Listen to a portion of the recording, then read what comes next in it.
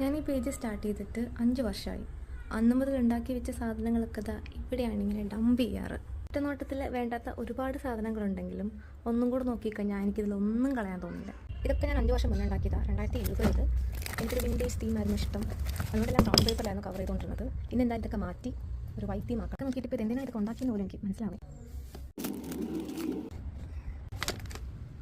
പ്രധാന പരിപാടിയായിരുന്നു coin collection. ഇപ്പം ഇത്രയേ ഉള്ളൂ. ബാക്കി എങ്ങനെയൊക്കെയോ മിസ്സായി.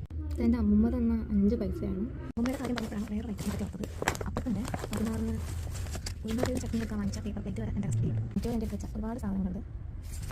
ഇതൊന്നും കാണിക്കാൻ ഈ വീഡിയോ പോരാ. ജേണൽ ചെയ്യാൻ വാങ്ങിച്ച സ്റ്റാമ്പായിരുന്നു. ജേണൽ ചെയ്തില്ല, ബാക്കി എന്തൊക്കെയോ ചെയ്തു. പിന്നെ എൻ്റെ ചേച്ചിയുടെ ഫ്രണ്ട്സിൻ്റെ കൂട്ടാണ്. ഇവർക്ക് ഇപ്പോൾ എവിടെയാണോ ആകും. ഇത് ആദ്യത്തെ സ്മാർട്ട് ഫോണാണ് എൻ്റെ. ഇത് ബാക്കി വേണം ഒരു പേപ്പറിന് പറയാറില്ല. ഇതൊക്കെ എന്താണെന്ന് പോലെ ജേണൽ ചെയ്യാൻ വാങ്ങിച്ച സാധനങ്ങളാണ്. ഇതും ഒന്നും യൂസ് ചെയ്തിട്ടില്ല, അങ്ങനെ തന്നെ ഇരിക്കുന്നു. ഇത് ഏതോ ഒരു കല്യാണ ലെറ്ററാണ്. കുറേ സ്റ്റിക്കറൊക്കെ ഉണ്ട്. ഏതോ കടയിൽ പപ്സ് വയ്ക്കാൻ പോയപ്പോൾ കൂടെ കിട്ടിയ ടിഷ്യൂ ആണ്. എല്ലാവരുടെ കയ്യിലുള്ള പോലത്തെ കുറച്ച് കാർഡ് ക്രാഫ്റ്റല്ല. എൻ്റെ സ്കൂളിലെ കുറച്ച് ഫയലും കാര്യങ്ങളൊക്കെയാണ്. ഇത് അസൈൻമെൻ്റ് ആയിരുന്നു.